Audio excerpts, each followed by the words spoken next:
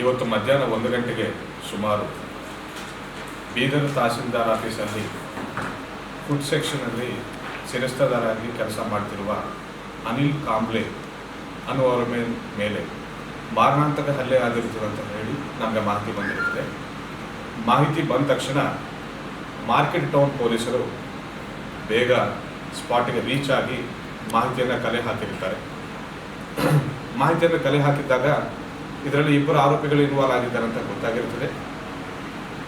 ತಕ್ಷಣ ನಾವು ಆರೋಪಿಗಳನ್ನು ಪತ್ತೆ ಮಾಡೋದಕ್ಕೆ ತಂಡಗಳನ್ನು ರಚನೆ ಮಾಡಿರುತ್ತೇವೆ.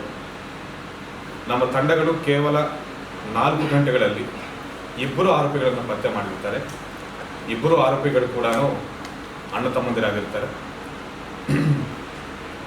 ಇದರಲ್ಲಿ A1 ಆರೋಪಿಯ ಹೆಂಡತಿ ಅದೇ ಆಫೀಸಲ್ಲಿ ಕೆಲಸ ಮಾಡ್ತಾ ಇರ್ತಾರೆ. ಇಂಜೂರ್ಡ್ ಪರ್ಸನ್ ಒಟ್ಟಿಗೆ ಅವರು ಕೆಲಸ ಮಾಡ್ತಾ ಇರ್ತಾರೆ. ಅವರೊಟ್ಟಿಗೆ ಆತ್ಮೀಯವಾಗಿ ಬೆರೆಯುತ್ತಿದ್ದಾರೆ ಅನ್ನುವ ಸಂಶಯದೊಂದಿಗೆ A1 ಇದನ್ನೇ ಪ್ರಶ್ನೆ ಮಾಡಕ್ಕೆ ಹೋಗಿ ಅಲ್ಲಿ ಜಗಳ ಆಗಿ ಕೊಲೆ ಮಾಡುವ ಉದ್ದೇಶದಿಂದ ಚಾಕುದಿಂದ ಅವರಿಗೆ ಇಂಜೂರ್ಡ್ ಪರ್ಸನ್ಗೆ ಇರಿಸಿ ಮಾರಣಾಂತಕ ಹಲ್ಲೆ ಮಾಡಿರ್ತಾರೆ. ಇಂಜೂರ್ಡ್ ಪರ್ಸನ್ ಹಾಸ್ಪಿಟ್ಲಲ್ಲಿ ಅಡ್ಮಿಟ್ ಮಾಡಲಾಗಿರುತ್ತದೆ. Is for now out of danger. ಒಂದು 7-8 ಸ್ಟಿಚಸ್ ಆಗಿರುತ್ತವೆ.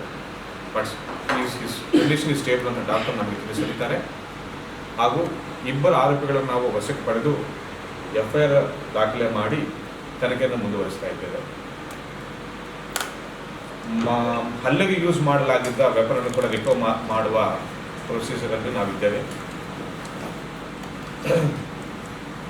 Crime number 50/24 market police station under section 109, 132, 352 and SC/ST atrocities act ಕೂಡ ಅಟ್ರಾಕ್ಟ್ ಆಗ್ತಾ ಇದೆ ಈ ಕೇಸ್ಗೆ.